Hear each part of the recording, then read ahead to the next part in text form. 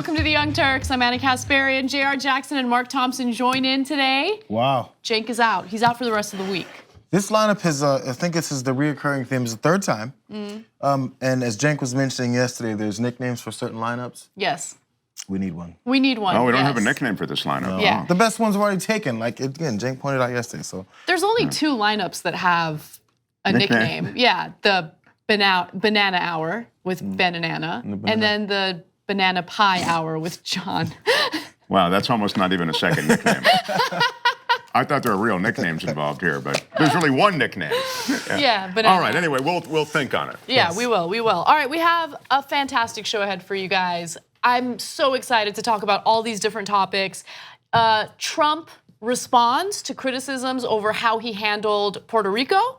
So we will share his response with you and then give you the facts. And then Cynthia Nixon's debate with Cuomo in New York. They are running against each other in the gubernatorial race, and that debate was fantastic. We have some highlights for you, which we will not only show you, but also analyze and talk through. Yeah, that was really like a junkyard dog kind of thing. I mean, they really, and I think those career politicians like Cuomo, they're not used to getting hit back. No, they're not. It was an amazing debate. And also, remember, for the audience that tuned in yesterday, we talked about the corruption of Cuomo, especially pertaining to the investigation of prosecutors who refused to press charges against Harvey Weinstein. Just remember that story because it's very relevant to one portion of that debate, which we'll discuss. All right, with that said, let me remind you guys about NordVPN. NordVPN will protect you and your internet activity. In fact, if you're interested in this, you can get a 77% discount today. Not tomorrow, although if you want to use the discount tomorrow, you can do that too. But if you want to do it today, you can do it today. This is military-grade encryption to protect you and your online activities. Just go to nordvpn.com/TYT to save 77% of this service. And it's great. You don't want to miss it. So do it. All right, now with that said, let's get to the news.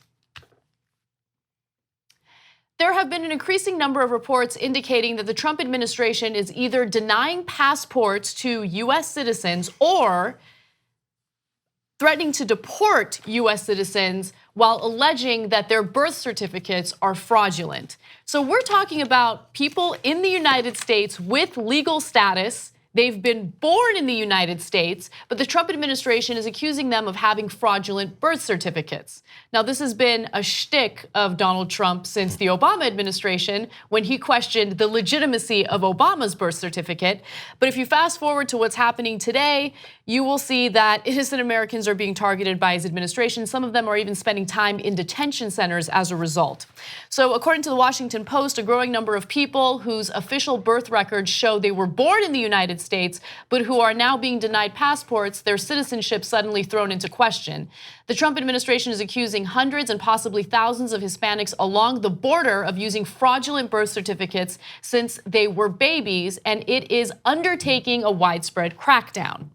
So to give you some more detail into how horrible this is, in some cases, passport applicants with official US certificates, birth certificates, are being jailed in immigration detention centers and entered into deportation proceedings.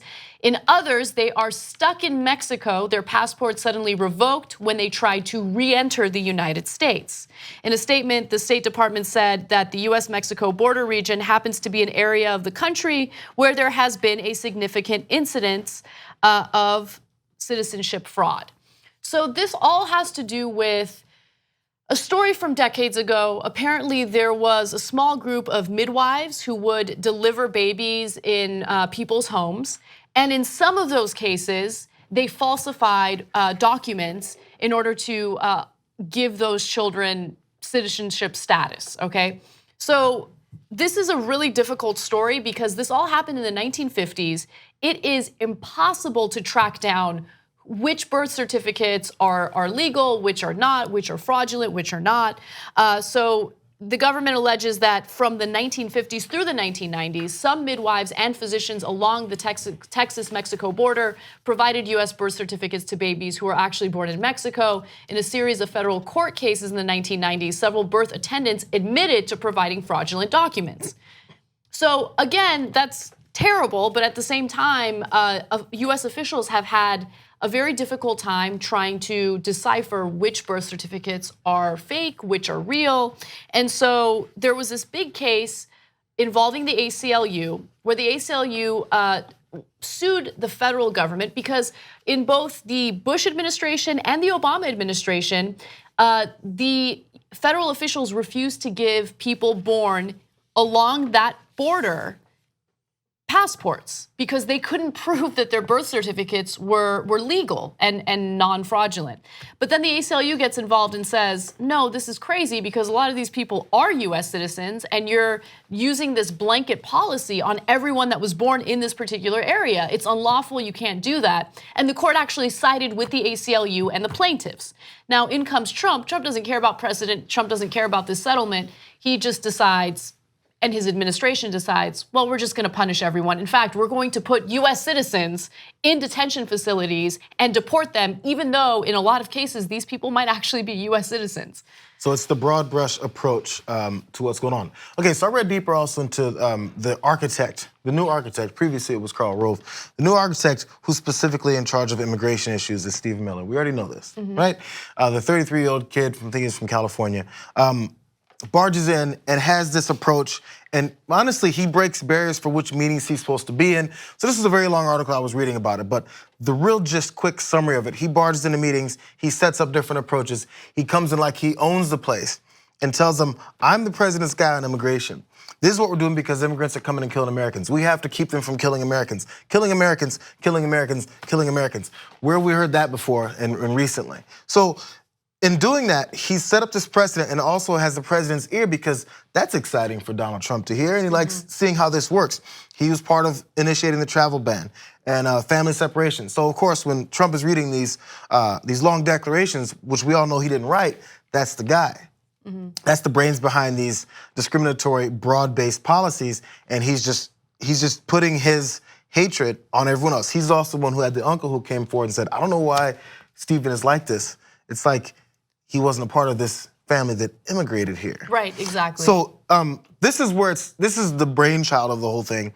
And Trump is kind of going along for the ride because he's like, this makes me look better, doesn't matter to anyone else. This is what I was promising when I appealed to all my racists that were voting for me in the general election. So now we're just on a roll. And now we're going to continue this. Yeah, I mean, this was sort of settled, though, as Anna said. You know, in that ACLU case, this very situation down there at the border was pretty well handled. And then now, as JR has just alluded to, you've got Stephen Miller, who just goes at everything like a wrecking ball, and he likes the fact that there's a wrecking ball approach. In other words, he wants there to be controversial policy in place when it comes to immigration. That's why the Muslim ban went down for that opening weekend the way it did, because the airports, you remember, didn't know what to do, and there were lawyers flooding. That's all Stephen Miller. He wants that. And in this case, he likes these headlines. He likes these controversies. And as we've said, Trump doesn't shy away from them either. He's saying, look, this is what you put me here for, to protect the people who really belong in this country. This is a hard, to call it a horrible policy, an abhorrent policy seems to just leave you shy of how bad it is. I mean, we're dealing with people who have served the country in the military and who have made substantial sacrifices. I mean, lifetime sacrifices. And we're talking about taking away their citizenship. So it's unconscionable. Yeah, it is unconscionable. And the Washington Post highlights the story of a man by the name of Juan. He spent 3 years as a private in the Army, then as a cadet in border control, which is ironic. And now he is a prison guard. And he is being punished through this policy. Because remember, this is a blanket policy. If you happen to be born in this certain area, then the administration is going to question your citizenship and your right to be here. The vast majority of these people, I would claim, are here legally. They were actually born here. Again, the government can't decipher whether or not the documents are fraudulent, which is why it was such a problem under the Bush administration and the Obama administration, and the ACLU got involved as a result of that. But Trump, his administration, Stephen Miller, they don't care. Oh, you're Hispanic. Well, we don't, yeah, there's of course a possibility that you were born here, a good possibility, but we don't care. And so they deport them, and then what? If they're not citizens of Mexico or any other country, what are they supposed to do? Yeah. They don't like you if you're not white. They don't care. They don't care if you're a Mexican person or if you're any other nationality, race other than white. If you're here legally, you have a target on your back, and this is just more evidence of that. They want to go through citizenship records of people who are here legally to see if there are any inconsistencies or any fraudulent behavior. First of all, this administration has been so incompetent in dealing with any type of policy that they've put out, including the zero tolerance policy. There are hundreds of kids who still haven't been reunited with their parents. And so if we're gonna trust them to go through immigration records or citizenship records or birth certificates to try to decide or figure out what's fraudulent and what's not, I don't know. I just feel like I wouldn't trust them to do that. They've done such a terrible job already. That's a great point. Absolutely. You know, it didn't even occur to me. This administration can't do basic paperwork. I mean, they couldn't even record the names of the parents of kids they were separating, and they couldn't, so later that they could possibly match them up. Anna's so right. For them to then ask for additional paperwork, which is what they've done, they've asked for additional paperwork to prove your citizenship, as though why? Like you're going to review it and organize it in some way? You guys can't find your butt with both hands. It's absurd. And then there is additional supplemental paperwork provided them, and what happens? It doesn't matter. In one of these cases, at least, this guy who served the military and does have, he has the electric bills and he has all the other names. Or here's my babysitter's name when I was 5, and we can still reach her. Still insufficient, and his passport has still not been processed. The objective was not for him to prove his citizenship. The objective was just to run him through this ringer and hope that he wouldn't have any proof. Again, you were getting some of those particulars. Evidence of his mother's prenatal care. Right. Can anybody find those records, by the way? I was born here, United States, obviously. I was born in Anaheim, Hollywood, California. Yeah. I don't know how to get those records. Right. That's ridiculous. His baptismal certificate, that didn't happen for me. Rental agreements from when he was a baby. I don't have rental agreements from my last 2 places. Hold. So that I've signed. Baptismal certificates. How does that provide any evidence that an individual is in the country legally or that they were born in the country legally? That's a great point. If anything could be falsified, it would be a baptismal certificate. I mean, it's of no legal standing. Right. And again, this is, if we're talking, again, I have a 6-year-old kid, and I would have trouble getting, first off, he doesn't have a baptismal certificate, but these types of paperwork for him from 2011 till now. So think about something from 1980, 1972. 1990, where would that be? It's not like it was digitally put in a place like we do many things now, which aren't even all there. There was never the point to do that. Yeah. So by the way, Juan again, military man, works as a prison guard. Works for the border control, border control. Border control, law enforcement, and support the troops. I don't think they really care about those things. They don't care when it comes to people they really don't like. Yeah. And by the way, I mean, how many examples do we have to show you where the Trump administration genuinely disrespects the troops, right? Oh. How many DACA recipients have served in the military and he decided to revoke their protection to be here in the country? So that's where the real disrespect for our troops lies. It's not, it has nothing to do with NFL players peacefully kneeling to protest something legitimate. It's when the Trump administration specifically goes after people because of their skin color, regardless of whether or not they've served in the military, regardless of whether or not they're currently in the military. Well, if he ever went and visited troops overseas and just counted all the brown faces, he would see that this country sends our best over to all of these ridiculous wars oftentimes, and our best, a lot of the time, have brown faces. All right, well, let's move on to some other news, some updates on foreign policy. It appears that Donald Trump's relationship with Kim Jong-un continues to deteriorate, and there are new reports indicating that Donald Trump himself failed to follow through on some of the promises that he made to Kim Jong-un, and as a result, Un decided to continue with their nuclear weapons programs. Now, Trump promised, according to reports, that Trump promised Kim Jong-un that he would sign a declaration ending the Korean War during their June summit in Singapore. However, in the months since the summit, Trump has not done so, instead stating that Pyongyang must denuclearize before he signs the agreement. Okay, so let's stop right there. Here is yet another reason why Trump bungled this whole negotiation. Because they meet, Kim Jong-un says a few complimentary things to Trump, and then he starts giving away his bargaining chips. Bargaining chip, here, let me give them to you. Runs around, starts doing pro-North Korean propaganda. And why would anyone think that they would need to denuclearize when the president is running around saying that they've already denuclearized? Because that's another thing that Trump did that was disastrous. So let's go to graphic 14. Oh no, not 14, I apologize. Let's go to graphic 16. Before taking office, people were assuming that we were going to war with North Korea. President Obama said that North Korea was our biggest and most dangerous problem. No longer. Sleep well tonight. This was immediately after his summit with Kim Jong-un. Trump also tweeted at the time, just landed a long trip, but everybody can now feel much safer than the day I took office. There is no longer a nuclear threat from North Korea. Meeting with Kim Jong-un was an interesting and very positive experience. North Korea has great potential for the future.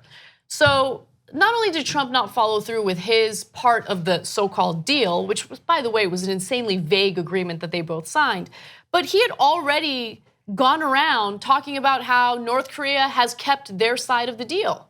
So if they're going to get that kind of positive feedback from Trump without actually denuclearizing, then why would they denuclearize? It doesn't make any sense.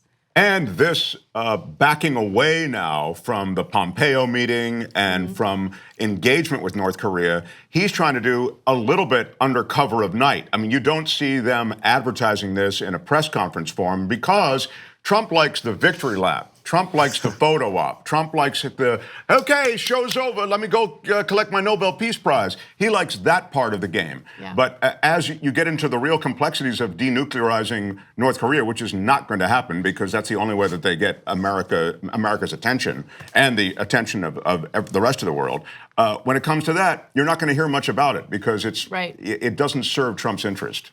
So I was reading more on the background of the reason why this is such a big deal between the two. So the standoff now comes because Kim Jong-un wants the declaration of peace or a treaty, not even a full treaty, to be signed because, of course, as you were mentioning that China has to be involved in it as well. So does Congress. So 2/3 of the Senate needs to vote on this. Trump cannot unilaterally say that the Korean War has ended. So not only do you need China to get involved, you need 2/3 of the Senate to get involved, and that's not happening. So at least this was going to be like a symbolic thing, saying, okay, we're all chill, maybe you can start denuclearizing. And actually, from what I read, there was a point of what Kim Jong-un did trust Trump when he was saying, because they liked his, quote, softer touch, is what one article did point out. They liked how he came in and he was saying, oh, we'll do all this and everyone will get everything they want. But there's other people within the administration, Mattis, John Bolton, who are like, calm all this down. We need to show how much more powerful we are than them. And that's the same approach that North Korea has to have. Because then, of course, from the war, they're thinking, we have to tell everyone these are the sworn enemies that came in and stopped us from doing whatever the hell we wanted to do. And then after they did that, we can no longer show any weakness before they give us something. So the standstill is nobody's gonna give up anything. Now, if you remember right before this summit, when someone asked Trump at a press conference, what are you doing to prepare? And he said, I don't need to prepare. I've been preparing for this my whole life. It's called talking to and becoming nice with and getting along with and having a rapport. That's all I need. I've been preparing for this my whole life. Yeah. So then in doing that, he prepared for this by not knowing any of the background or not knowing what it is. There was like a closed door one-on-one session. I think it's one of the times that he promised. He also promised Kim Jong-chol the same thing days before the summit. So he's saying things he doesn't know what he's giving, and his council doesn't know what he's giving, and they're gonna disagree with him, and it's gonna make him look bad later and make him also not know what the hell he's doing because he didn't know what the hell he was doing. Right, there was a So there could be something to this if he knew how to approach it, is the thing. Yeah, look, there was a lack of preparation going into it, and what I mean by that is, just to kind of buttress off what you were saying, JR, from the get-go, there appeared to be miscommunication and lack of communication between Pompeo, Mattis, and Trump. Because Trump kept saying things that conflicted with what Pompeo had said on the record, or what Mattis had said on the record. Well, at one point they said they weren't even going to do it. Remember, they could. Well, we can't Right. pull together this summit this so quickly now. And then Trump says, "Oh no, the hell we aren't. We can't. You know, Yeah. I need my headline." I mean, this is the reason why it's problematic to have a president who has no interest in doing things in a collaborative way. He wants to do things unilaterally. I don't think he has any idea that he can't single-handedly, unilaterally call an end to the Korean War. Now, there's an armistice, between both Koreas. It's essentially like not a peace treaty. I guess it's like It's a an ceasefire end of type hostilities, thing. I Yeah, think, like a ceasefire type thing. But technically, the war is still happening, right? And so Trump is like, oh yeah, for sure, yeah, I'll end it. But he doesn't know that he can't single-handedly do that. He needs to get the Senate involved. China needs to be involved. He's a clown. And Or what that means if he doesn't. Because Exactly. again, what it'll happen is it'll allow a lot of people, maybe supporters of his or normal supporters of his, to say, why is he showing this weakness towards North Korea and giving them that concession without getting anything for it? But Right. that's what North Korea wants. They want that guarantee that they're not going to look weak. But Trump's people, Mattis, John Bolton, and those like them, want the same thing. Like, we can't look weak. We're the United States of effing America. What are you gonna do? And then North Korea has the same thing, like, we're gonna put the United States in their place. Remember 1953? That's the standoff. And he didn't understand it. Simple as that. No, he doesn't get it. And, you know, if he were making decisions single-handedly, Anna, I would have a problem. But the fact that he makes a decision single-handedly and he has no clue as to what the playing field's like, what the strategy is, what the history of the situation is, and you can apply this to everything, North Korea and any other decision he makes. That's why things are done so recklessly. Right. Then it takes it to another level of danger. And surrounded by Pompeo and a hawkish White House right now, I worry that they'll talk this guy into an armed conflict in Iran. You're already hearing about they're ramping up the rhetoric on Iran. This is a very dangerous situation because, again, the chief executive is clueless and he could be sold anything.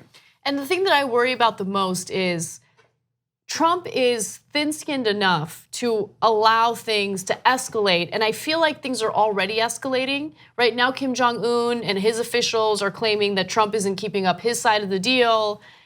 All they need to do is insult him a little more, and his temper will flare, and that's the worst-case scenario. That's always been my biggest fear with this whole thing. I love the fact that he wanted to sit at a table and have a conversation with him and negotiate with him, but his lack of preparedness, his lack of knowledge on this issue, his temperament, all of those things could lead to this getting worse. And I don't know, I guess we'll see what's gonna happen in the future. I think they did know they're stroking his ego enough to keep him calm because North Korea doesn't want that either. Yeah, So remember the ramp up to that Summit. That summit, thank you, was pretty nasty. I mean, they were both calling each other. One guy's calling Trump's calling a rocket man. He's calling him a crazy, and all sorts of things. So JR, they have trash talked each other. Yeah, and then before. after they got this potential concession that they wanted, he's thinking, okay, let's get some escalation from the North Korea side, some escalation to what you guys are about to screw up, but let's not anger him too much because then we'll lose what we almost have him on. Yeah, that's a fair. I remember before he was running, we were saying his negotiating tactics, at least foreign leaders studied him and said, oh, you just give him some sugar and dude's gonna be on his knees. Yeah, it's devastating. All right, well, we have some updates on Puerto Rico, Trump's reaction to the new death toll, and other news, so stick around. Remember to use the hashtag TYTLive to tweet to us. We'll be right back. We hope you're enjoying this free clip from the Young Turks. If you want to get the whole show and more exclusive content while supporting independent media, become a member at tyt.com/join today. In the meantime, enjoy this free segment.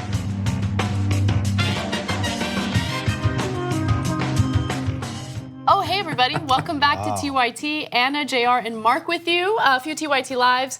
Melly Bitch writes in and says, Trump and his I just love your name. So, Trump and his administration being obsessed with fraudulent birth certificates makes me almost certain he has a fraudulent birth certificate. Yeah, normally it would work that way, right? Right, I mean, they do the projection thing. yes, as you were talking to Jake about on a recent episode of Old School. Yes. Yeah, it was you yesterday, right? Right. It was me and I think Alonzo. Yeah, it was really good. I love that show. Okay, Matt O'Dam says, it's also like 2 of Trump's 3 wives and the mothers of 4 of his 5 children weren't immigrants too. Oh, that's such a great point. I mean, go back and check the paperwork on Trump's family. I mean, on his wives and ex-wives' families. Sandrock323 on TYT Super Chat says they are targeting trans activists as well. I wouldn't be surprised. And Mechman FR says on Super Chat as well, I have a new shirt idea. Use the image of Sanders for president campaign and use the phrase hindsight 2020. So we've had that idea, and it's accurate. It's an accurate depiction of hopefully what will happen in 2020. Okay, let's move on to some other news. The official death toll in Puerto Rico following Hurricane Maria was updated from 64 deaths to 2,975 deaths. That is more than 1,000 more people that died from Hurricane Katrina, just to give you a sense of how terrible the situation was following the hurricane, and it continues to be a bad situation. However, Trump is in complete denial about the job that he did in response to Hurricane Maria. And I don't want to put words in his mouth, okay? I don't want to take him out of context. I want you to hear Trump's full statement yourselves. So let's take a look. I think we did a fantastic job in Puerto Rico. We're still helping Puerto Rico. The governor is an excellent guy, and he is very happy with the job we've done. We have put billions and billions of dollars into Puerto Rico, and it was a very tough one. Don't forget, their electric plant was dead before the hurricane. If you look back on your records, you'll see that plant was dead, it was shut, it was bankrupt, it was out of business. They owed tremendous amounts of money. They had it closed up. And then when the hurricane came, people said, what are we going to do about electricity? That wasn't really the hurricane. That was gone before the hurricane. But we've put a lot of money and a lot of effort into Puerto Rico. And I think most of the people in Puerto Rico really appreciate what we've done. But Puerto Rico had a lot of difficulties before it got hit.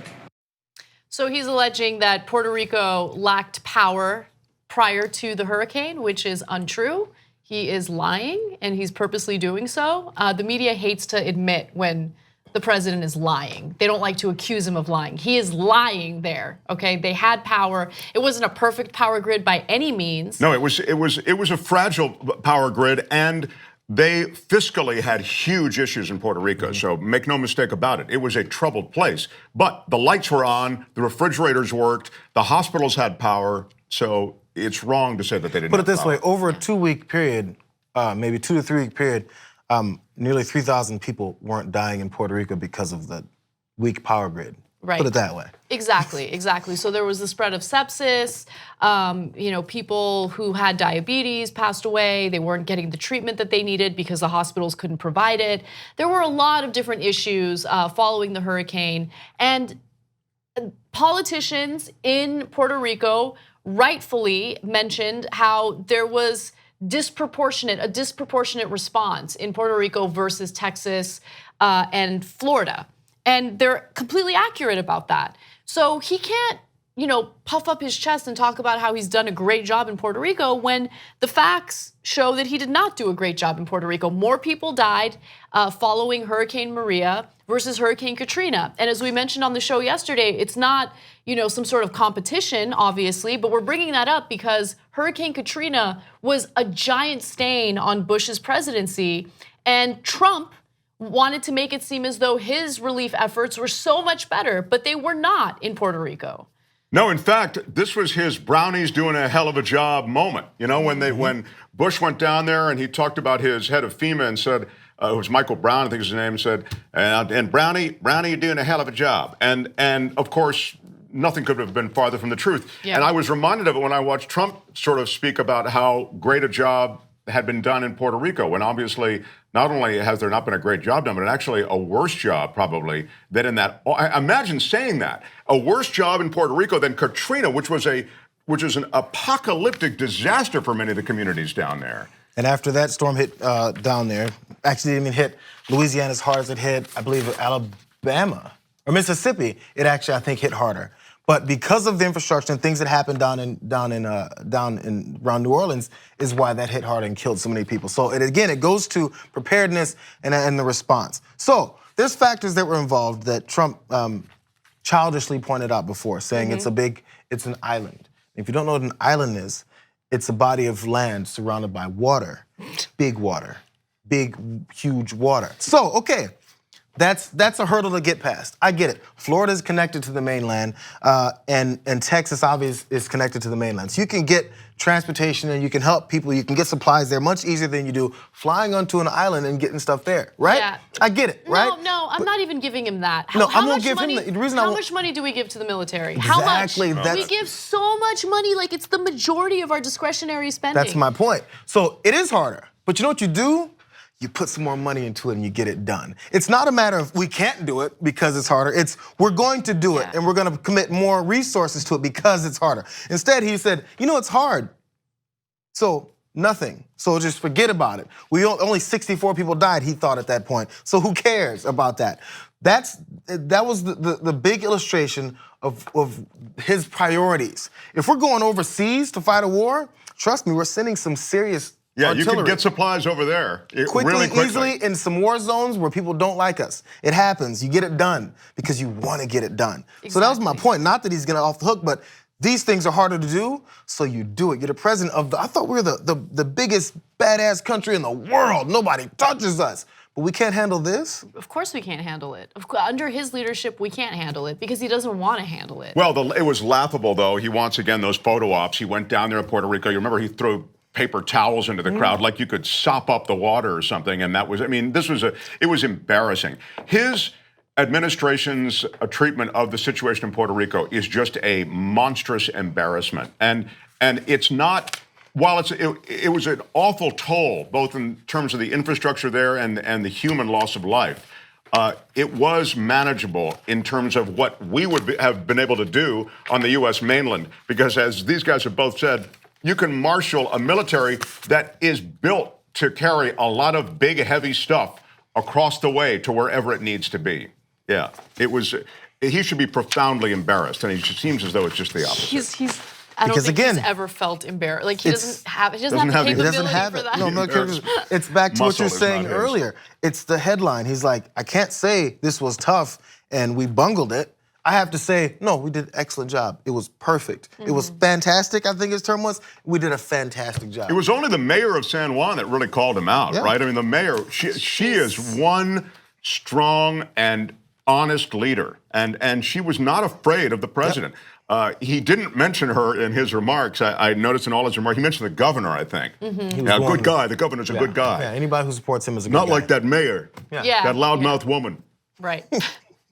You know what though? I love her soul. Totally. Like she's so well spoken, and she said during an interview with CNN that the neglect, Donald Trump's neglect, the administration's neglect, is what's killing Puerto Ricans, and she's accurate in that. We died because of bureaucracy and inefficiency took hold of things. We died because many of the political class in Puerto Rico decided to dance to Donald Trump's tune rather than doing what everybody ought to do. She accused him of being incapable of feeling solidarity and empathy because it's true. It's true. Yeah. Exactly. All right, switching gears a little bit, let's talk about Jeff Sessions, someone that I don't have much love for, but Donald Trump is so deplorable that he has me defending Jeff Sessions. It's very strange. So let's get to that. Donald Trump has always been extra salty about the fact that Jeff Sessions recused himself in this Russia investigation.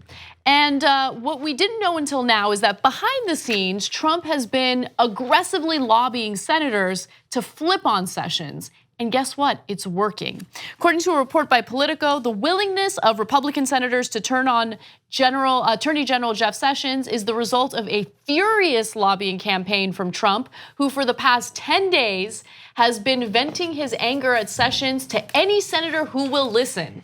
So Politico actually spoke to Senate aides, and they leaked some pretty fascinating information.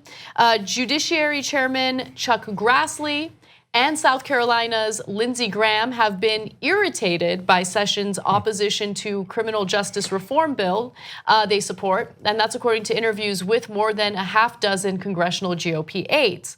So without further ado, I want to provide some evidence of these lawmakers flipping on Jeff Sessions. I give you Exhibit A, Lindsey Graham talking about Sessions in an interview. Take a look. I hope they can repair these problems, but I don't see that happening anytime soon. The Department of Justice needs a voice that people in the White House will listen to, and the president needs a cabinet he's confident in. So you think the president has cause outside of the investigation to fire Jeff Sessions? I think you serve at the pleasure of the president. But serving at the pleasure of the president means the president could fire you if he didn't like your haircut. I mean, Truly. Truly, straight up, he can do what he wants. Under that bus, like under it, okay? Like Jeff Sessions is hurt, his bones are broken. I think, though, I mean, and the reason that the president's lawyers and others have counseled the president from firing Sessions is because it is arguably obstruction of justice in plain sight. You know, I mean, what other motivation? Even if you say, okay, well, he's got other motivations. He doesn't like his haircut or whatever it may be. If you go with the Lindsey Graham yardstick, but still. So, but at the same time, sir, there is an investigation going on behalf of the Justice Department, which is involved in your administration and the election, actually perhaps having some connection to the Russians and some sort of conspiracy involving those around you. So, point being, this would be a firing of Sessions. It could be that obstruction of justice in plain sight, although it seems as though in this new Washington, nothing matters. It's amazing. So, okay, for the sake of this conversation, let's just take Russia out of it, okay? Because for some reason that continues to be a ridiculously divisive topic, even for progressives. So let's take it out. Just focus on what Lindsey Graham said in that statement. He says that the Attorney General should serve at Trump's pleasure. No, but that's not the role of the Attorney General. I mean, if you believe in an authoritarian leader, then have at it. Like, that is what you'd want. But no, the Attorney General is not there to be Donald Trump's personal protector, personal like butler, whatever it is. Like, he's not there to serve at the president's pleasure. Are you crazy? You think that's okay? How pathetic and sad is that? He's there to serve at the president's pleasure, and the president can think, hey, this guy isn't doing his job as far as legally to protect the country. So he go, you know, this guy isn't really doing his job for the country. I can get rid of him, not just for yourself. Yeah, exactly. So Lindsey Graham is advocating for the president to have the ability to fire someone if they are not serving the president at his pleasure. And then the very end of that, the tail end of that clip, that means the president can fire someone for not liking his haircut. But truly, that's your response? Or his apparently stupid Southern accent. That's, oh, by the way, yes, mention that, because that's relevant. That's relevant for Trump's base, by the way. Trump apparently can't stand Jeff Sessions' Southern accent. Sounds like he's talking with marbles in his mouth, apparently. Oh, Jerome. He doesn't like his Keebler ears. He doesn't like his sly little smile. Oh, so much drums. He doesn't like how he parts his hair. Trump, as far as we know, has not mentioned anything about Jeff Sessions' ears, but he has mentioned his Southern accent and says that he sounds like he speaks with marbles in his mouth.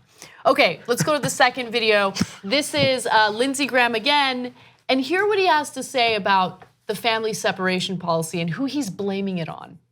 But do you think is there a substantive basis? Yeah, I think the immigration issue was poorly handled. The zero tolerance program, I don't know where that came from. And I think that sort of blindsided the president. You know, the bottom line is this. You don't know where it came from? You think it blindsided the president? Okay, I have many things to say, but I don't want to filibuster this panel, so you guys jump in. Well, I'll just say this. It was a front and center item for this administration. I mean, to suggest that the president didn't know and didn't have a hand in it is absurd. It was a front and center top priority item. And it continues to be. The immigration Muslim ban, he talked about it on the campaign trail. These were repetitive issues and winning issues for him.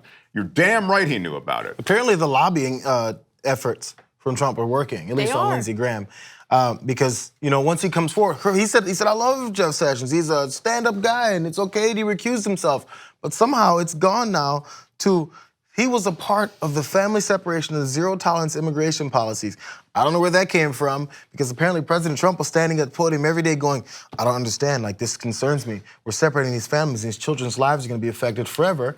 In fact, creating people who hate America because of the disaster we've done to their families, simply for many of them, trying to get away from a more disastrous situation. Yeah. And Trump was actually, he was on TV, I think I saw him shed a couple tears. He was worried, he goes, I'm blindsided, I don't know where this came from. I have no control over what happens within this administration. No one listens to me. Yeah. But JR makes a great point, Anna, quickly, and that is simply that he has worn these guys down. As you suggest, he has politicked, he has stayed after them. Even his inner circle at the White House has finally begun to let go of this, because he wants Sessions out, and he may get it, and damn the consequences. It's incredible. And his very public campaign against Sessions continues. During a recent interview on Fox and Friends, he had pretty negative things to say. And I put an attorney general that never took control of the Justice Department, Jeff Sessions, never took control of the Justice Department. By the way, he was on the campaign. You know, the only reason I gave him the job, because I felt loyalty. He was an original supporter. He took the job, and then he said, I'm going to recuse myself. I said, what kind of a man is this? I don't understand why Sessions would, I don't understand why anyone would want to be part of this administration. Trump has no respect, no loyalty, no admiration or affection for anyone other than himself. And he just publicly says the worst things about people who work with him. People that, you know, I don't know. Jeff Sessions has a, go ahead. For access to that tanning bed, I might work in the administration. That's all I'm saying. Really? That tanning bed is terrible. Well, no, he spends a little too much time there, Anna, but I think you could tweak it in. Smaller and goggles. Get the right look. Get a healthy bronze look there. He needs to choose like a color, a spray tan color that goes with his skin tone. Because like the orange is not. Yeah, a little much. Anyway. A little oversteer. Like, no, straight up. Definitely Jeff Sessions has a wife and 3 kids. And I assume the children are adults. He's an older gentleman. If my father was getting talked about like that on television, I'd be like, okay, hey, Dad, check it out. Listen, if you want me to, I'll talk to him for you, since apparently you're over here looking real soft on TV right now. You want me to call him? Hey, you know, I'll send him a letter. You want me to I gotta do something, because right now you're making my whole name look bad. You're letting this man talk about what kind of man is this. Only reason I hired him is because of his loyalty, and I expected him to get back on his knees. What kind of man is this to not get on your, anyway. He's got on his knees for other things to bow down to Trump anyway, so he's been that guy.